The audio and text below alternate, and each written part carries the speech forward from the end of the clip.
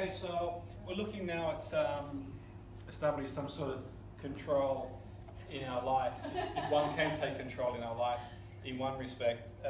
The life throws us curveballs. I think there's different layers in life in the sense that there's everyday life. We all pretty much go through similar things. We get behind on bills, got bills to pay, family issues, all these things that go on that pretty much is the central theme in people's lives. You've got the other level, when sort of things are thrown out of the blue, the curveballs that sort of happen, that the business goes under, breakups, these sort of things. And I think you've got the layer on top of that where you've got those really, really big things that are very difficult to come back from. So all these things going on in life that affect us, that sort of we take one step forward, two steps back sometimes. I'm sure we've all been through that situation. It makes us feel a bit overwhelmed, a bit out of control, a bit of like, how can I bring things back again? That's why I think it's really important to not necessarily set goals in the sense that become this sort of goal-orientated person where you beat your chest and punch the air. It's more methodical where we kind of think, well, what can I do to live this adaptive life? What can I do to get the most out of life every day? So we're going to sort of look at approaches now that we can help to cut through some of the difficulties in life, to be more consciously aware of what's going on around us. Because life brings a lot of distractions too. I think we live in a world now where there's more distractions than we ever had, in the sense that there's more information that's entering through the streamline of our senses than ever has. Now, you think about it, people wake up in the morning and the first thing they do, for the most part, is they check their phone, When you wake up in the morning, your brain's in alpha state. It's very receptive. Very receptive. It is a great time to do affirmation, to do visualization, to do rehearsal, and in the evening, because it's sort of seeping through, the critical factor's down. You're not alert, you're not awake. It's nice and relaxed. It's a great time to initiate behavioural change because it's naturalistic. It's a little bit like hypnosis, for want of a better word. So it's a great time. So I think it's quite useful. The first thing to do to get up in the morning is to, obviously you check whatever you want to check, but the point being is that how about watching a sunset, getting up and doing meditation or doing a bit of yoga. One of the sort of things I do is I do some yoga in the morning. One, because my back, my old sporting injuries sort of in back, so I do like the recline twist, blah, blah, blah. I'm from the yoga generation of many, many years ago. When I first started doing yoga, it was for increased suppleness, because I am sort of a rigid person, the wooden man, so to speak, so it helped me from a sport point of view become more supple. And when I first started doing yoga all those years ago, you go to a classroom and it's more about doing yoga. I'm not a yoga teacher, by the way, and there's people who know a lot more about yoga than me, but having made and I'm interested in sports people too. Now, a lot of the footballers I used to work with and still work with now, I say a bit of yoga for breathing, to access parts of the brain that you can't access unless you're doing experiential stuff. It's quite useful. So we know the benefits. There's plenty of research literature of the benefits. I can email you as much links to research literature about the benefits of yoga. But the point being around that was that if you go to, my experience of going to classes recently, it's a bit different than that. I went to a class a few months ago to reacquaint myself with the ways of the yoga world. At that time I learned a few new things, as you do. And goodness me, it's like, the old pair of shorts and yoga mat that I dusted out of the cupboard that was about 20-year-old just wasn't trendy enough. The world had changed, moved on. And I just found that people were more interested in putting Instagram pictures on there. But that can be overwhelming, I can imagine. It wasn't so much overwhelming for me as I thought, to heck with all this stuff, I don't give a damn, as you do. But I can appreciate someone who's new to that world. So please take that in consideration if you do decide to go down that road, that yoga has many, many benefits. So many benefits. It really has for the brain. It really, really has. It's amazing. And some of the footballers I introduced it to all those years ago, when I used to bring in the yoga instructor, and there's a few giggles and laughs and banter, they still carry on doing it now. and they've taught their children to do it too. Because yoga's damn powerful. You think of the brain, the structures, the deeper structures, the more primal parts of the brain, it can sort of reach to help so much being in the moment. It really is a powerful stuff. So things like that in the morning are key. Distractions are there. Like our mind hasn't got enough information anyway. So we ever feel that way? So ever feel that sort of overwhelmed? We sort of talked about before. Yeah, definitely. Once I have my coffee, I'm okay. I'm back to normality. My cortisol fixed. As you do. Which is ironic really, because I think as well in the morning we sort of have our cortisol fix, and I must admit that's one of my vices. But the irony is that cortisol, the stress hormone, the currency of stress, highest level at 6 o'clock in the morning. So I kind of look at cortisol, the stress, this currency of stress, so they say. It's good in small dosages. In small dosage, cortisol promotes neuroplasticity. It helps us be more alert. So for example, if we saw in primal times a saber-toothed tiger, we'd have to react, okay, in the best way we can. So some cortisol, it follows a circadian rhythm. At 6 o'clock in the morning, when light hits our eyes, roughly thereabouts, we increase the spike in cortisol, highest level, till about 9. And it starts reducing with a burst around lunchtime, and everyone's different, by the way, and everyone follows the same pattern, but as a general rule, that's sort of how it fluctuates. Another burst in the just before the evening, but at 9 to 12 in the evening is when cortisol starts to go down to the lowest level. So when I consult organisations, I say to structure your working day, if you can, around that, to the point that you probably don't want to be answering stressful emails in the morning, because your cortisol is already at a higher level. So think fight, flight, freeze. Okay, so if you see a danger, if you get cut up on the road, your cortisol will go up, blood pressure goes up, heart rate goes up. Okay, so structuring our day is key. Let's even bring back the siesta. Why not? In the afternoon, have a breather to reduce it. Let's structure our day. Maybe handle stressful emails in the afternoon. Maybe do different tasks. How about looking at that? How about saying not doing anything stressful from 9 till 12 in the evening when your cortisol's gone back down? You pick up an email at 10 o'clock at night and it brings your cortisol level high, then you're not going to sleep very well. And sleep hygiene is the biggest thing in people getting better in across a broad range of areas. The more you sleep, the better. If you don't sleep, you're not going to get very far. So sleep is really important. Sleep is when we heal.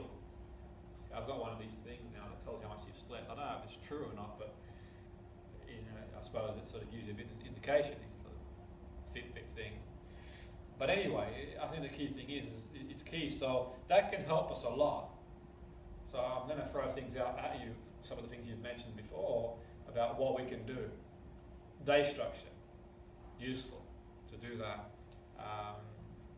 Avoid doing anything stressful in the evening, particularly. Not always easy. So I was consulting a football team a few years ago, a sports scientist who had issues around cortisol levels being high with the footballers in the evening, and a lot of it was down to the Champions League. So one, it's the appraisal, and exercise releases cortisol too, by the way, but the appraisal of the game. Okay, so we appraise the situation, impending danger, pressure, increase it. So there's not a lot you can do about that. They're playing anyway. What we can do is look at ways around to reduce. Now I know there's a research paper that says yoga can help with a correlation, decrease cortisol. I can email the research literature. So, but other things too. It might not be a direct influence, but it does show some correlation. So structure day, yoga, meditation, they're all good things for that. Does that sort of make sense?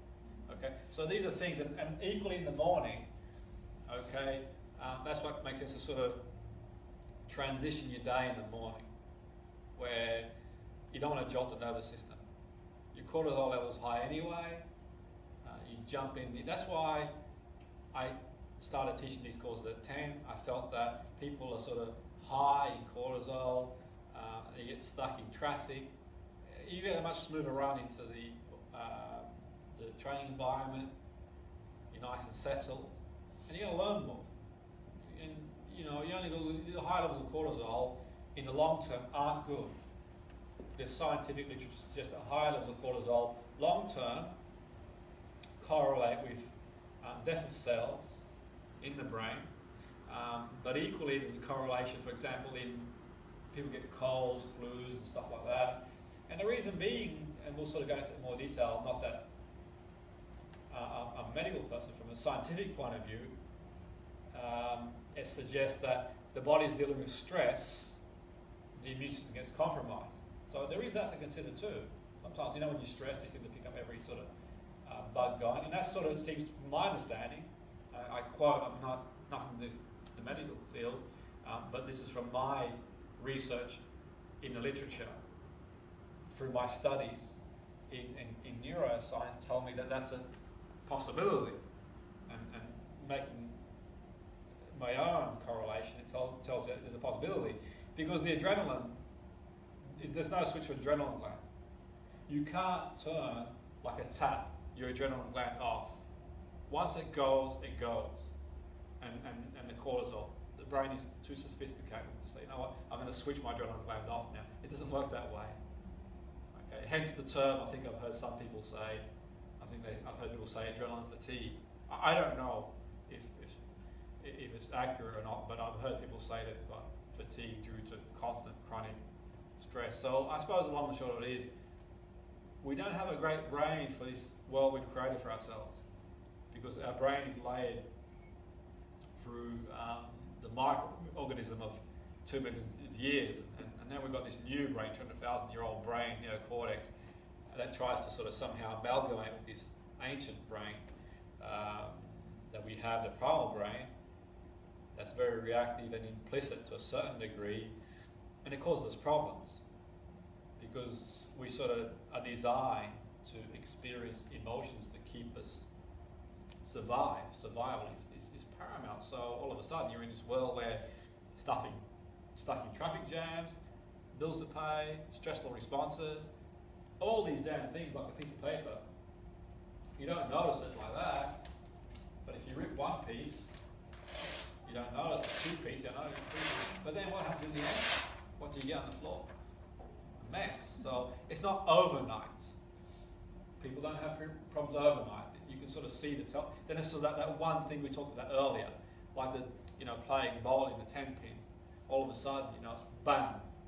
So I don't think it's necessarily that sort of one event, because I think we can handle stuff.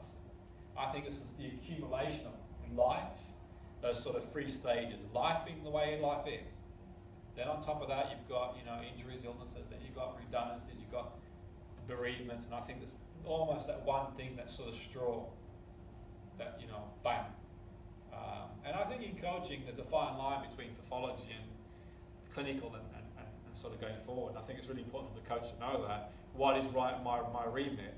So I'm a coach. I'm going to coach people from a coaching perspective. A therapist is going to sort of work with people therapeutically. So a personal trainer works around personal training goals, not talking about the person's depression or anxiety. There's people that can deal with that work in the mental health industry. So there's no point a personal trainer trying to help someone the teacher trying to help the person who's got depression, because they don't know, it's not their remit. But they can help technically with the grades, the grades around academic achievement, but they probably shouldn't cross that line. So I wrote an article one time in a fitness magazine about the personal trainer not crossing the line to therapy, staying in their remit, and using whatever techniques they've got to help the person in their remit. Once the person starts opening up about trauma, about stuff that's gone on, actually I think you should go see your GP. Well, actually I think you should go see someone who is a clinician to deal with that. The brain, brief insight into the brain, before we get technical, just a few to show the power of the brain. You know how powerful the brain it's one of the most fascinating organs. It's just incredible, the brain. You've got 100 billion neurons. Okay, that's as many neurons as our stars in the Milky Way. if that doesn't sort of like, get you fascinated, then what does? It's just incredible organ that we have. On top of that, every neuron has 30,000 other neurons communicating with it. What an amazing system that we have. Maybe they should do this the first lesson when you start school, to tell young people how incredibly powerful your brain is. Use the damn thing in a good way, not to fight or create wars, or let's use it to sort of find ways we can collaborate and create a wonderful society that all of us can live in peace and harmony. There's the hippie in me coming up. So neurons talk. So when two neurons talk, they can transmit 5,000 pieces of information. That's a neurotransmitter in milliseconds. So just two neurons talking will communicate 5,000 quanta of information in 3 to 5 milliseconds. Incredible. Not even the blink of an eye. Okay. That's an input of 150 million pieces of information in 3 milliseconds. And it's hard to comprehend that. Okay. In one neuron, and you have 100 billion of them in your brain. What a complex system we've got. So a brain typically has 100 trillion connections. A trillion connections. It's a damn lot of connections. And the irony is you've got people who, and this is really important, I see coaches burning out and therapists because they sort of take it upon themselves as being the old, powerful, mighty one who's going to make the change for the person. You don't. They make the change. They find a way to re-synthesize to their own structure and make the change. And experience is a good way to make a change, creating experiences for people. And that's why people burn out. A lot of coaches you see get burnout because they sort of take it upon board themselves to be the change agent, the therapist. I'm the one. When the reality is it's a bit like facilitation. It's a bit like a driving instructor where the person learns to drive themselves. All you can do is facilitate. Because you might ask, well, why do I need a coach? Why do I need a therapist? Because the answers you've got within, the resources, but someone who's got the experience and the models to work with can help you guide to the answers. And that's really important to think about. So they can guide you to your experience to go from A to B. Because therapy is about going from maladaptive to adaptive. Coaching, you want performance-related goals that you want to improve. So when you think about it, putting this into context, by the way, a typical neuron has 30,000 other neurons communicating with it. So think about it this way. One neuron communicates with 30,000 other neurons. Imagine standing in a concert hall. Okay, I think the MEM can hold 30,000 people. I think the arena is. I'm not sure they changed the name now, but the arena. But maybe let's think of a smaller sports stadium. I mean, Anfield probably holds about, say, or Old Trafford at 60, 70,000. Let's think of, say, 30,000. So imagine a neuron is communicating with 30,000 people in that vicinity. That's pretty damn fascinating, isn't it? One neuron. And how many neurons do we have? 100 billion neurons. And one neuron can connect with 30,000 other neurons. So you're standing in a field, or you're standing in a concert. You're standing in the middle of a concert, and you're communicating one neuron with 30,000 other neurons in a football stadium, in a small town. That's pretty powerful stuff. And when two neurons talk, they can transmit 5,000 pieces of information. Okay? A neurotransmitter every millisecond. Really fascinating stuff. So it's a bit of an insight into the brain. And we're going to sort of touch on this, obviously, throughout the course and come back to some of this literature because it's significant in the way we behave, in the way we maintain a homeostatic balance, in the way that we help people change and move forward in life. We take all factors in consideration. One of the things that we're sculpted by is experiences. Okay, every experience you've had from the very first day you were born has had an impact on the person you are today. Okay, every experience you've had. And I said earlier before that there's a significant thing here, by the way, is that you're born pretty much the 100 billion neurons, by the way, but they start to join in that first year. That's when a lot of them start to sort of like link. So, okay, a baby's born. Could you imagine the world for a baby? It's sort of the first breath it takes. I mean, the baby's born and there's almost like well, the air temperature changes, one thing's for sure. It gasps that first breath. And the baby, at a certain point, is sort of visually hasn't developed. Okay? So little things can sculpt the experience of a baby in that period, from being nurtured and being loved and the genetic code it's got. You can't change genetic code because you're born with the code that you've got, but your environment's going to change the expression. So the baby gets hugged and nurtured, fed and watered. The baby cries for affection, love. And that's why I said before, one of the things that I don't agree with is the baby, people saying, let the baby cry out. Because the baby doesn't cry out. When the baby sort of cries out, it settles itself to sleep. It goes to sleep sad. It feels unwanted, unloved. And then the person grows up as a human being, not feeling wanted, then starts to do striving behavior. I want to be needed. I don't know why I don't feel wanted, but I can't think of why. But maybe under the radar of the brain in the unconscious mind, the person grows up to want to be needed. There's some sort of abandonment. It's a striver. I want to feel needed. Now, human beings, you could argue, all want to feel needed to a point, maybe some more than others. And that, so sort of these sort of pivotal moments in life. Love, we talked about the rats, the licking mothers, non-licking mothers, how it would have an impact on the rats behaviourally even years after. The rats that were nurtured in a licking environment had less aggressive behaviour than the other ones.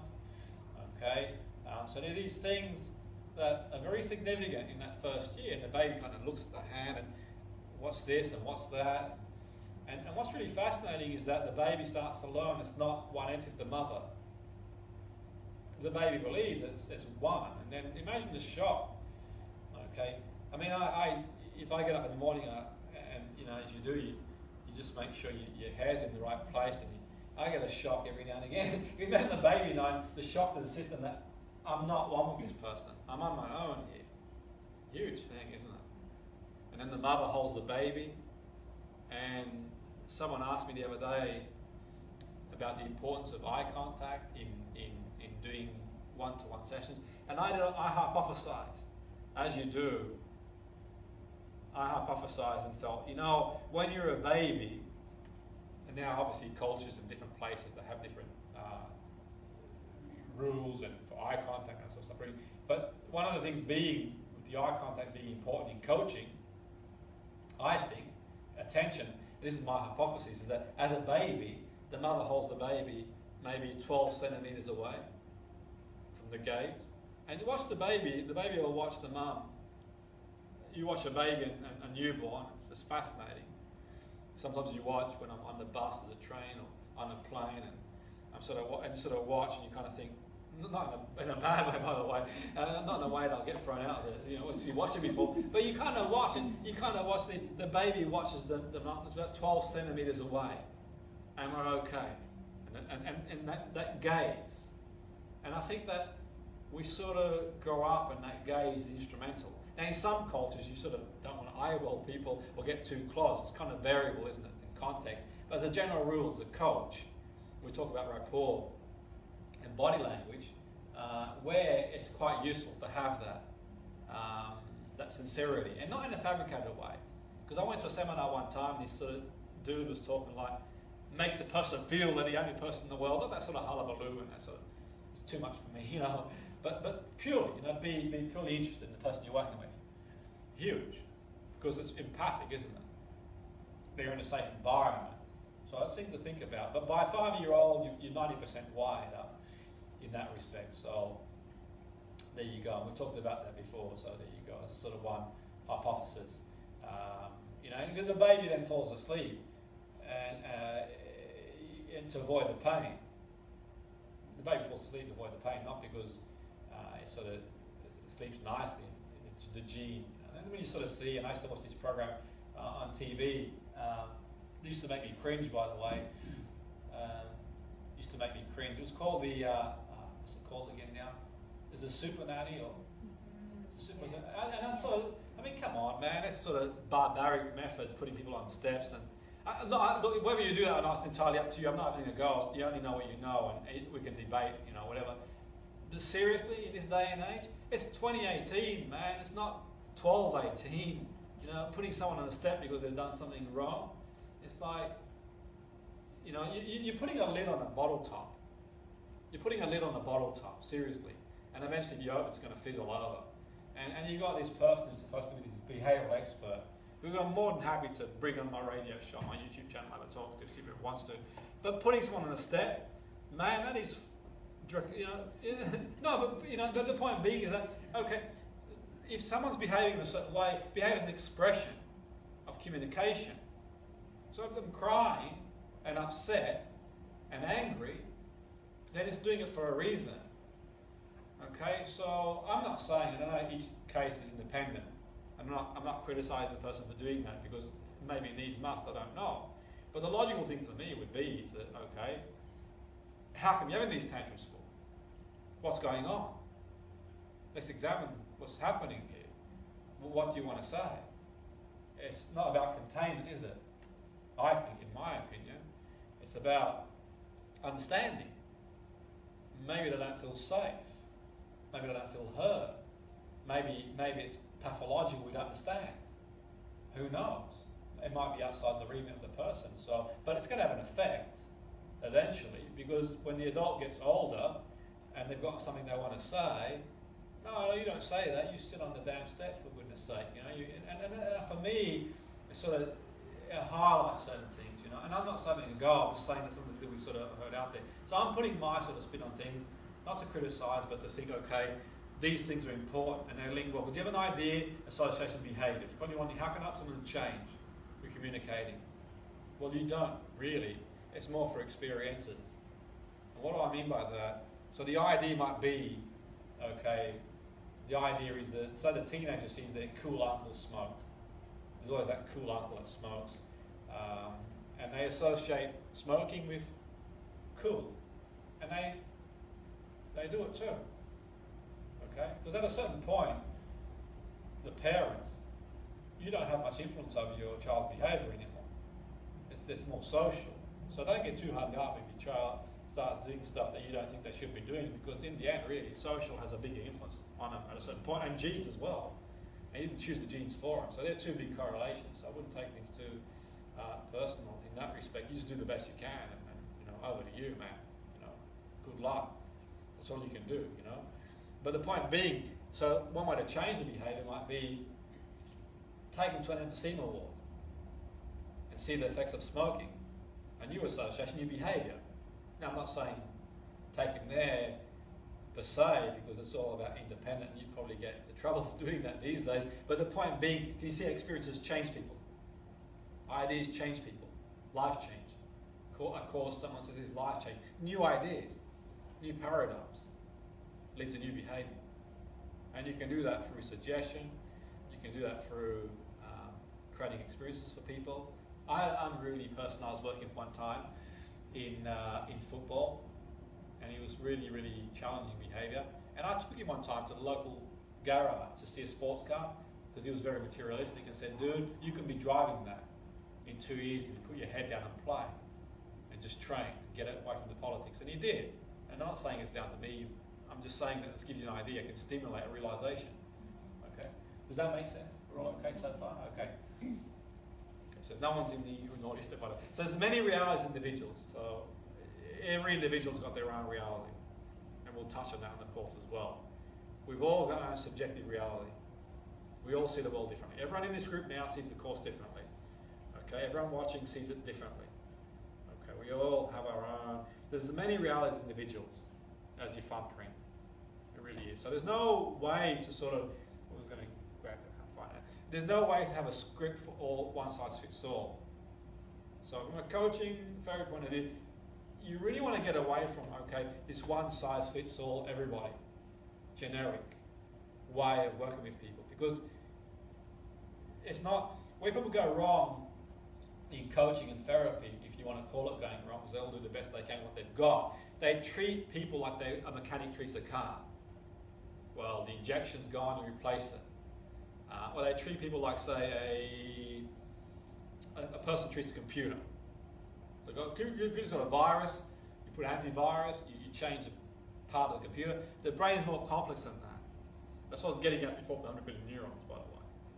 It's not, you don't take a part of the brain out. You don't take the amygdala out. You don't take the limbic system out. You don't do that in the brain.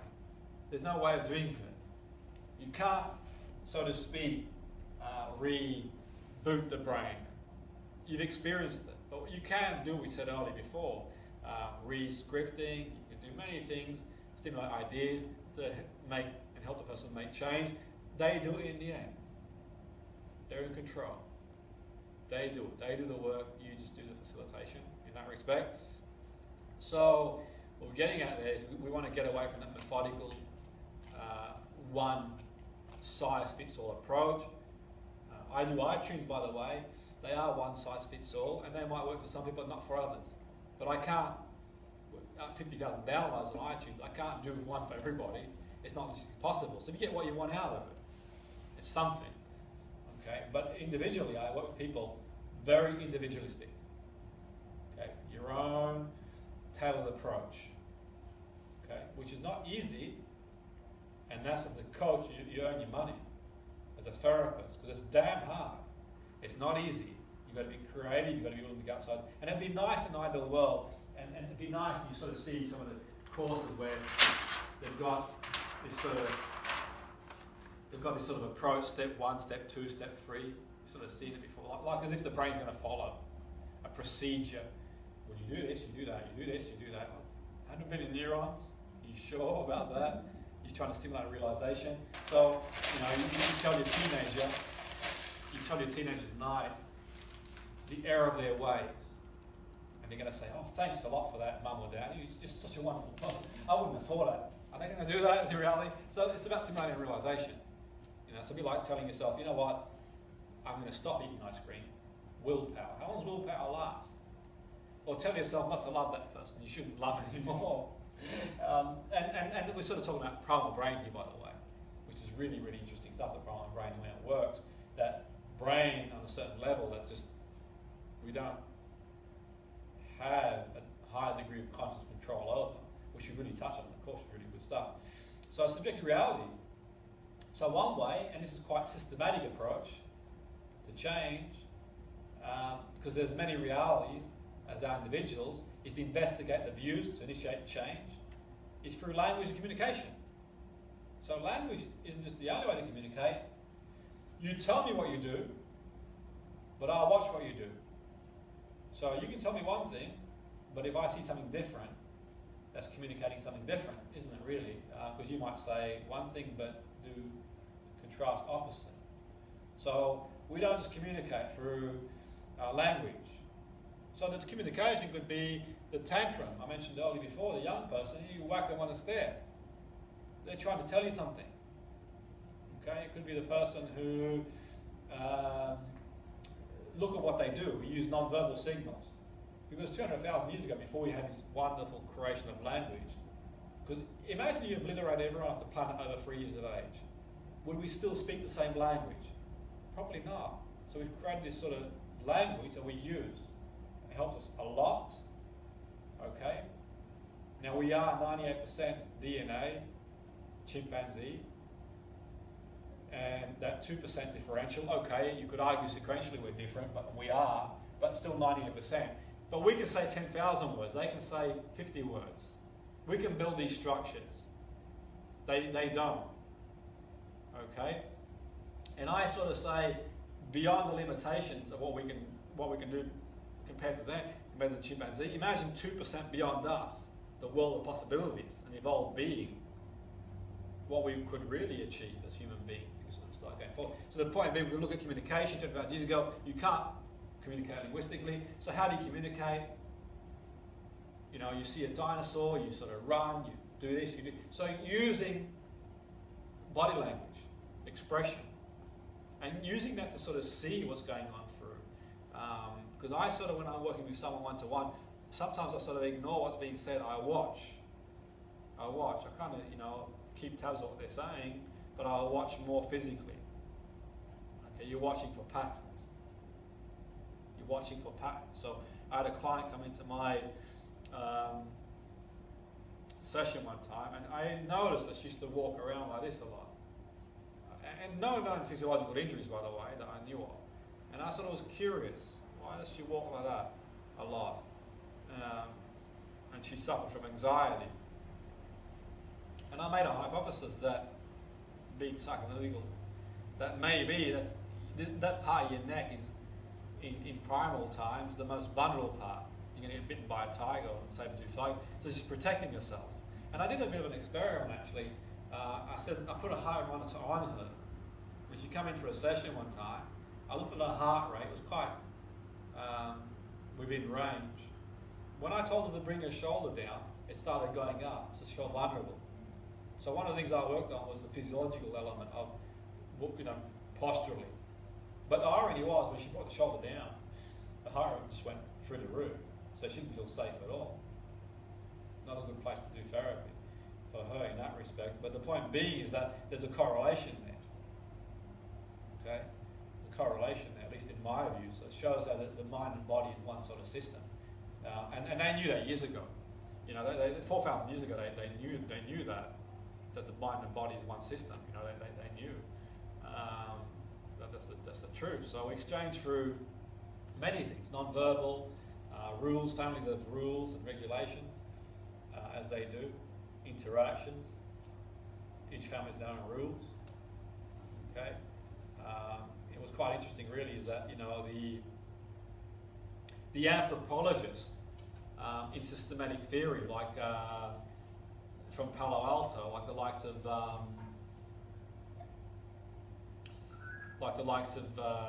it'll come to me shortly, but the anthropologists would say, when they sort of got involved in systematic theory, how the homeostatic balance in families with schizophrenia was maintained, or the symptoms were exacerbated by the narrative.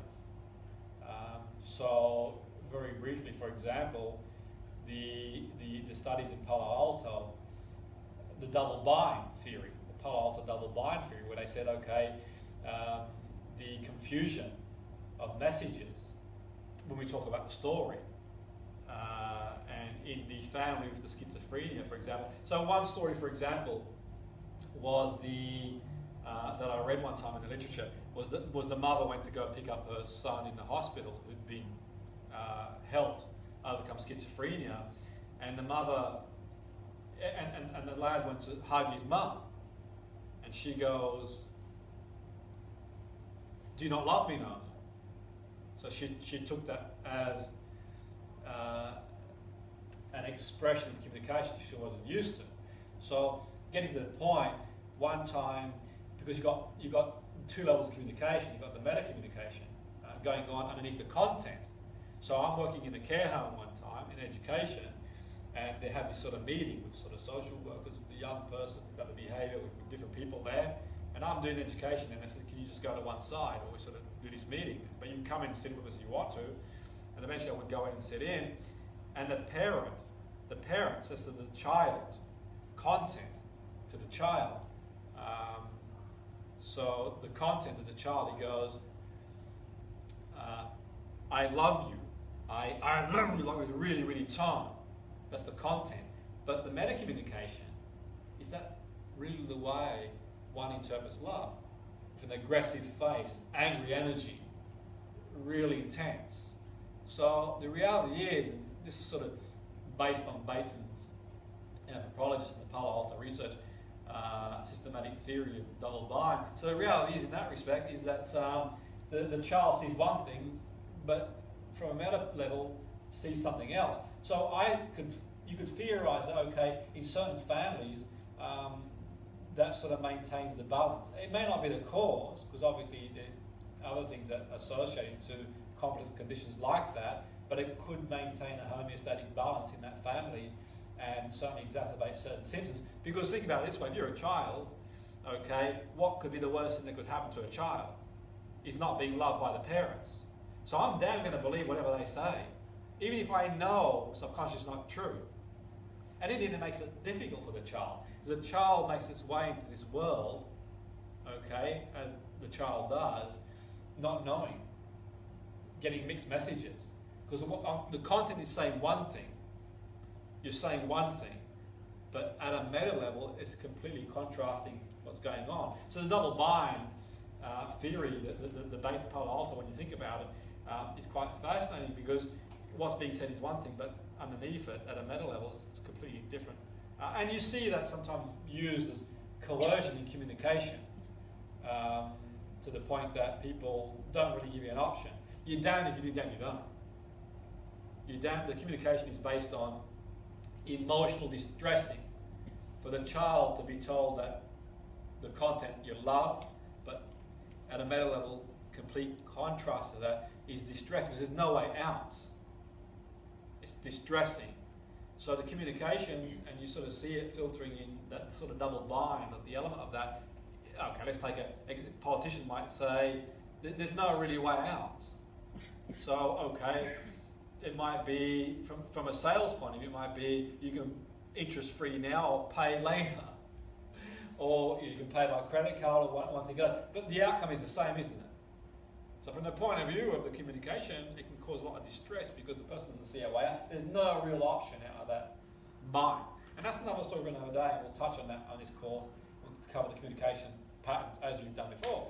But that's sort of giving you an idea behind the theory, the Palo Alto, the systematic theory. So exchange of messages happen not just content-wise.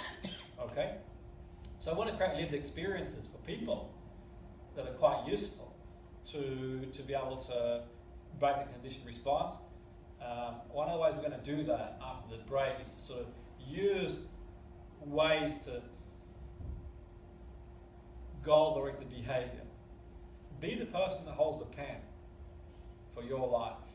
Okay? Be the person who holds the pen for your life when writing the story. Okay? You write your own goals, you write your own thing, you sort of be the narrative. A slight degree in variation can have a whole different outcome.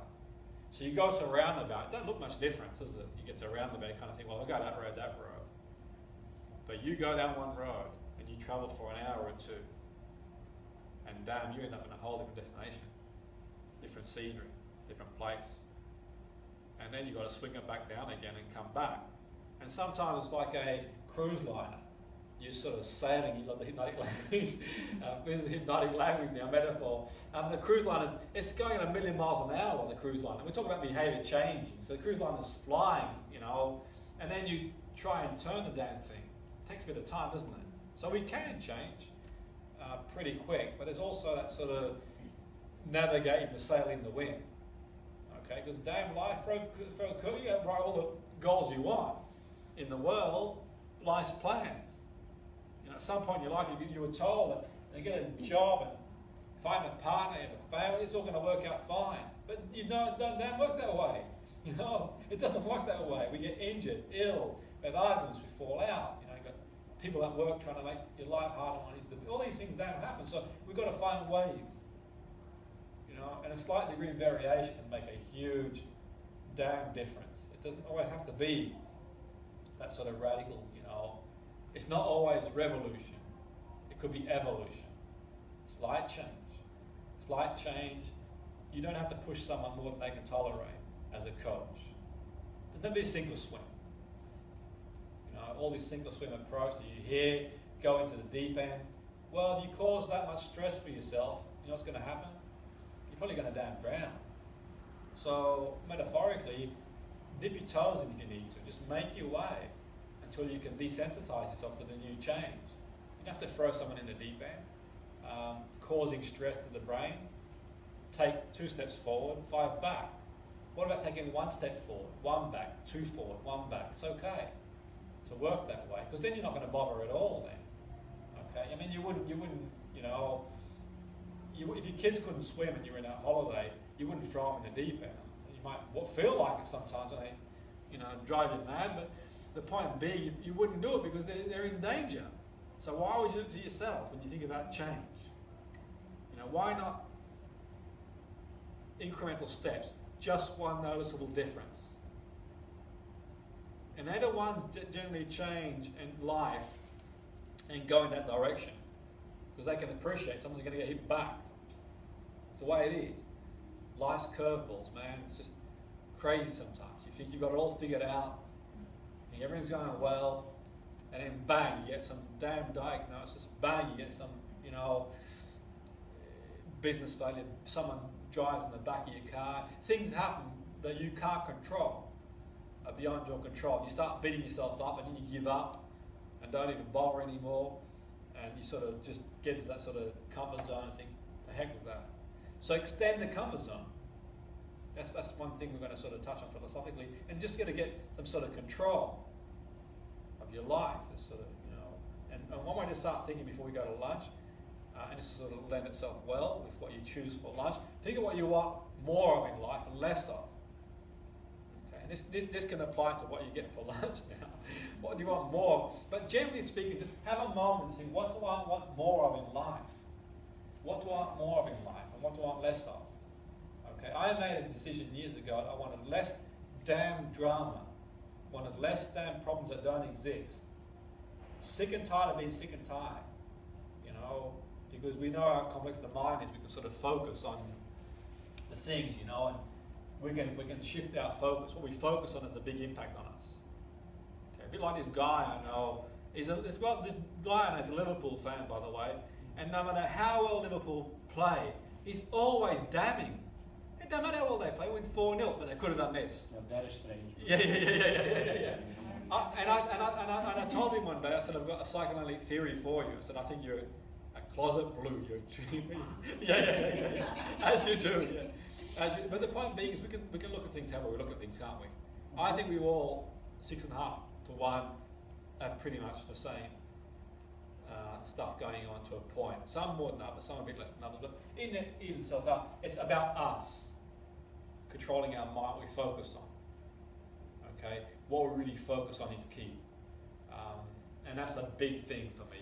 In studying successful people over many years, however you define success, it's hard to define success. The people who tend to do better in life and get the most out of life, generally speaking, and that's not saying every very Pollyanna, life is wonderful, are the ones who can really control the controllables, let go of what they can't control, and stay sort of focused on where they're going, and just live life in accordance to their own values as much as one can live their life to their own values. Because it's not easy. Because you go to the motivation and they say, you know what, just give everything up and just follow your dream. And that's wishful thinking, man. That's just ridiculous. Because people have got bills to pay. I mean, you might get all bravado and be on a high on a Sunday evening at a motivational seminar and think, you know what, I'm going to transform my life. I'm going to hand in my P45. I'm doing all of it. Then you've got bills to pay. And you think, goodness me, what have I done? What have I done? And then you explain to flipping your bills. And I've always said, you think no one cares, just don't pay your bills for 3 or 4 months, and you'll see how much people do care for you. That's not cynicism. That's reality. They chase you up. The phone doesn't damn stop as you do it. And then it's like, you know what? Years ago when I was following my dreams, I tried to explain to all my bills, I'm following my dream. Leave me alone. Go away. You go to the shop and you say, you know what, I'm following my dream. I'm walking out, it doesn't work that way. It's not that sort of party, man. It's not. So you've got to find a way to just ease your way into what you want. And you might not even want what you think you want, because you might sort of follow your dream and think, well, this is just ridiculous. Well, what am I doing? I don't belong in this sort of environment anyway. So why not sort of, dip your toe, and you want to write a book, then find an hour here, an hour there. If you want to sort of do a bit of travelling, have a look somewhere for a week or two. So doing things at a level that you can sort of fit with you. Okay, maybe you've got a job and you've got family support. You think, you know what, I'll sort of find a way to start another business if that's what I want to do. But taking time to work out what your values are, your drivers are, taking time to work out, okay, is this what I really want? Having some time to introspect, to get off that sort of treadmill of life that we all seem to be on at certain times, and take a deep breath. Think, okay, where exactly am I? And where do I want to be? Okay, and also being in the moment. And remembering that everything that you want because you think it's going to make you feel happy, or improve. You're going to have an emotion. So emotions, from a primal point of view, are to keep us alive. They're warning signals to a point. That's the way they work. Okay, danger implicitly, not danger. Now we sort of live in a world that's kind of capitalised on that, saying, you know what, if you buy this car, you're going to feel, 10 years younger. If you do this, you're going to feel that. So they kind of capitalise on that. When the reality is, you know what, it's you. It's you. You dictate the terms. You can feel better now. Okay, you can feel better now. Over many years, people tell you, they're kind of trying to sell you stuff that you don't need, and they're trying to sell you stuff to buy for other people that you don't even like anyway, and they're sort of promoting all this stuff, and that's sort of the important thing about goals, being true to yourself, because then you end up on a wild goose chase thinking, okay, these are the answers, and I think it's really important to know, okay, what you want more of, what you want less of, what triggers your problem, what triggers the brain limbic system. Stay away from places and people that trigger the limbic system. That's a good start. Okay, if you don't feel comfortable sitting in one of those bars that are like the Wild West and there's fighting going on and your limbic system's going mad, then don't go there. That's not being social avoidance. It's not saying that. It's just sort of choose the people and place, and you say, okay, well, there's certain people in my life I can't just sort of, and that's a given. But the point being is guard yourself. That's a good place to start, knowing your mind, what seeps into your mind, what gets the cortisol going, what gets the stress going. They're good starters before we do anything else. Practical interactive to sort of start with. But sort of have a moment to think about that. And after the break, I'm going to sort of go for a really, really great technique. Some really, really great stuff. It'll be really practical. You can sort of sit down and start navigating things. And then obviously work with somebody else, you can help them to navigate. And then they can go away and I'll say, you know what, I've navigated from A to B. I've still got certain problems. Well, you will have certain problems. That's just part of life. There's no happily ever after. There's no Pollyanna story here. You don't sort of sit down and create a few goals and nothing ever happens to you ever again. No, that's part of life. Life's not about being this sort of training to be a flake and, life's the easy way. Being strong to take what comes in your way. That's part of it too. And then educating people at an early age that life will throw you stuff. And this is the way the brain works. It's what you can do. It's a big part of it for me. So we'll sort of hold that thought. We'll have some lunch. I know what I want more of for lunch. I know what I want less of. But if I choose what I want more of, it's not going to be a good idea. You're going to raid the chocolate and the stuff. So all in moderation, so to speak. So half one okay, everybody? Yeah, fantastic. Thank you.